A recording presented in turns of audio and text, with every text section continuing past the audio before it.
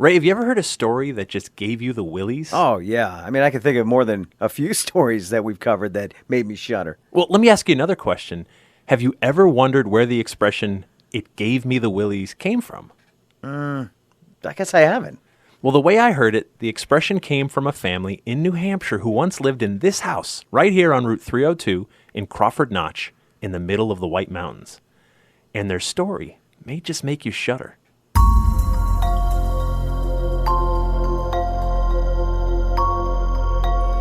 Hey there, I'm Jeff Belanger. And I'm Ray Auger, and welcome to episode 40 of the New England Legends podcast. If you give us about 10 minutes, we'll give you something strange to talk about today. And if you've got your own strange story to share or a question you'd like to ask us, go ahead and leave a message on our Legend line. You can call or text us anytime at 617-444-9683. And if you listen past the music at the end of this week's episode, you'll hear a story from a legendary listener just like you. And thank you to all of our new patrons. If you visit our Patreon page at patreon.com/New England Legends, you can get access to bonus episodes no one else gets to hear. Plus, you can help us grow this legendary community. As always, please subscribe to our weekly show. It's free, and it just takes a few minutes on iTunes, Stitcher, Google Play, TuneIn, or wherever you get your podcasts. Okay, Ray, back to this house in Crawford Notch, New Hampshire. You seem a little uncomfortable. Well, it's a funny thing. When someone tells you you're going to get the willies, you get the willies. We all have different things that freak us out. I don't like fish and lakes. So if you threw one of those Lake Champlain garfish in front of me right now, I'd probably get the willies. But something else may not upset me at all. I get that, but it does beg a question. Is there anything that is universally chilling to all people? Well, the only thing I can think of is something bad happening to my family. I would think that universally that would give everybody the heebie-jeebies. Okay, well, let's set this up. The year is 1825, and Samuel Willey Jr. of Bartlett, New Hampshire, his wife Polly, their 5 children, and 2 hired men move about 10 miles northwest to this spot right here.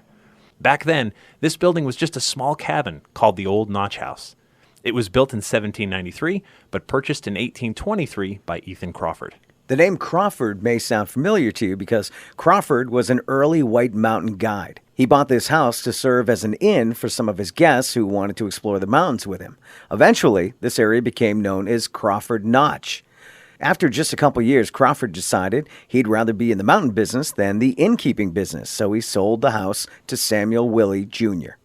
Samuel Willey Jr. did want to be in the innkeeping business, and when he arrived, this place was in rough shape. Picture a dilapidated cabin, no neighbors around for miles, a clearing in front of the house, and then the Saco River. So he spends the next year working with his hired hands to expand the Notch House into an inn, with room for his family and for his guests who are traveling through this rugged terrain of the White Mountains. Well, though it was rough, Willie knew they were building a road nearby, and he figures this area is going to grow from the eventual traffic, and maybe he can get ahead of it. But while he's building, he's also observing the landscape around his new home. In the summer, the Saco River almost dries up. But in the spring, when the snow melts and flows down the mountains, it can turn into raging rapids. Given how rough it is around here, he must have wondered if people should live here. Maybe the act of trying to carve out a life here in the Notch is some kind of affront to God. I've hiked a lot of these mountains, Ray. I've done nearby Mount Washington a bunch of times, and I've also hiked to the top of Mount Field and Mount Willey, named for this family, right behind this house. The weather in the White Mountains can turn on a dime. The highest wind speed ever officially recorded on Earth was at the top of Mount Washington on April 12, 1934, when a gust topped out at 231 miles per hour. It's no joke up there. No, it isn't. And that was even more true back in the 1820s when there weren't roads, radios, or Doppler weather to warn you when a powerful system might be moving through. Though there wasn't radio or Doppler, there were some warning signs for the Willies that they could get caught in the crosshairs of Mother Nature's wrath. Like what? Well, on June 26, 1826, Abel Crawford was working with a crew of men clearing for an eventual turnpike. Suddenly, a heavy rainstorm hits. The rain comes down in buckets, flash flooding the valley and forcing the men to take shelter with the Willey family. As they watched the storm, Samuel Willey saw a great landslide start up on the mountain. Rock and debris poured down the side of the mountain, carving a scar right in the valley floor near the turnpike construction. Samuel Willey's wife, Polly, saw the catastrophe and she wanted to leave. She wanted to hitch up the horses and try to find shelter far away. But Samuel decided they'd be safer just staying put and waiting out the storm. Samuel Willey knew that landslide could have just as easily happened right behind his house. He needed to do something to protect his family. He spent a couple weeks looking around the area but couldn't find another home suitable. So the Willeys would have to make a go of it right here in this house. He did construct a shelter for his family away from the home. He turned a horse cart on its side and reinforced the structure so they could take shelter behind it should a landslide wash down the mountain behind them. With the structure built and the rain now long gone, the Willeys settled back into the routine of their lives. They cared for livestock, they farmed, they took in an occasional traveler. But the summer of 1826 posed another problem. It was dry, one of the worst droughts the region has ever seen. The Saco River dried up, and there was no rain in sight. Day after day, week after week, Crawford Notch dried out, begging for rain. But then, in late August, there was something on the horizon. Samuel Willey's brother, Benjamin, was serving as a congregational minister down in North Conway, New Hampshire. On Sunday, August 27, 1826, he was driving his horse-drawn carriage back home when he noticed the ominous clouds above. He wrote, "The clouds. Yeah, they reminded one of some heavy, armed legions moving slowly and steadily into battle, covering mountains fold after fold with their solemn dark drapery." By midnight, the rain began, and it was a deluge. In the White Mountains, so much water had drained from the soil that the dirt was loose. Trees and shrubs couldn't grip the ground as they normally would. The water raced down the mountainside, creating flash floods as the winds pushed the treetops in every direction. The Saco River bed filled and then swelled in a matter of hours, and Samuel Willey and his family were facing a potential nightmare.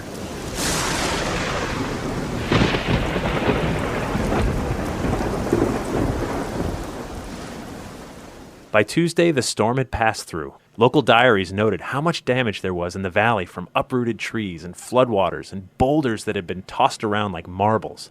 Meanwhile, a man named Kim Barker was traveling through Crawford Notch heading home. By late afternoon, the Saco River high waters had dropped down far enough to allow Barker to pass. Ethan Crawford helped Barker cross his wagon through a particularly treacherous section. The men noted large craters all around them and scars from landslides down the mountain. Crawford suggested Barker may want to stay with the Willeys for the evening, as it was getting dark. Barker pulled his wagon up to the Willeys Inn and was relieved to see the house was perfectly intact. The barn behind the house had suffered major damage from the landslide, and he noted 2 dead horses nearby.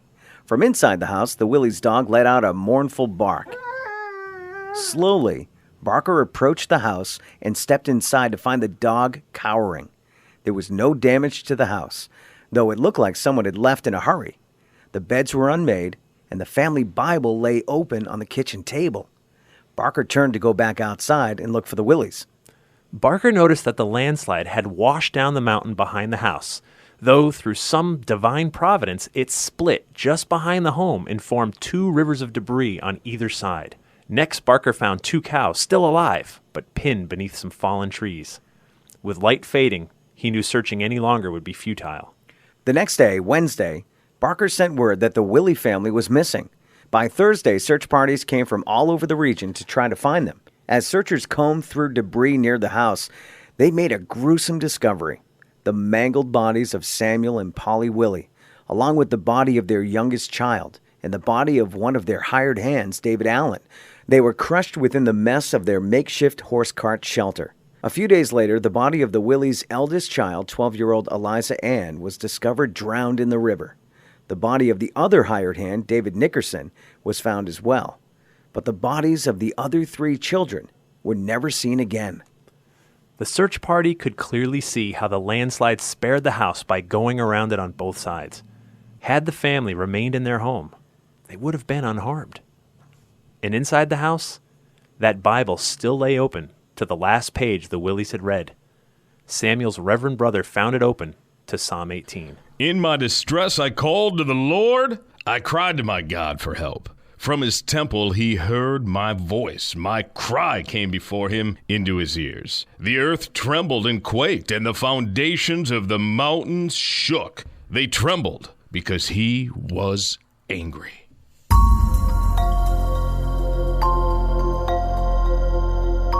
Okay, well, that does give me the willies. This story was big news in the day. Everyone who heard it agonized over the plight of the Willey family. Even writer Nathaniel Hawthorne fictionalized the account in his story, The Ambitious Guest. If you want to see some of the pictures of the Willey House, go to our website at OurNewEnglandLegends.com and click on episode 40. There you can also subscribe to our podcast for free. Help us out on our Patreon page, where you can get exclusive access to bonus episodes and learn more about the New England Legends television show. So we know a lot of you tune out after you hear the music at the end of the story each week, but we always continue the discussion. Plus, we want to give credit where it's due, but now we're going to start a new feature, Your Tales from Our Legend Line. You can call or text us anytime at 617-444-9683 and leave us a question, comment, or share a story of a legend that you've experienced. Just like this week's story, which comes to us from Massachusetts. Hi, my name is Tony, and I'm from North Adams, and my experience happened to me in the legendary Houghton Mansion on Church Street there. I was with a few people. We've been let into the building by one of the custodians of the building. We're the only people there, and we were setting up for something we were doing, and we took a break and had lunch, and we heard, all of us were in the same room, no one else in the building. We heard what sounded like a door slam and footsteps. And to this day, nobody can kind of account for it. It could have been a house settling, but didn't seem to us to sound like that. Thank you, Tony, for sharing your story with us. We want to hear from you, too. Call us anytime on the Legend Line at 617-444-9683. Our theme music is by John Judd. And thank you to Tim Ellis, who played the part of Reverend Benjamin Willey in this episode. Until next time, remember, the bizarre is closer than you think.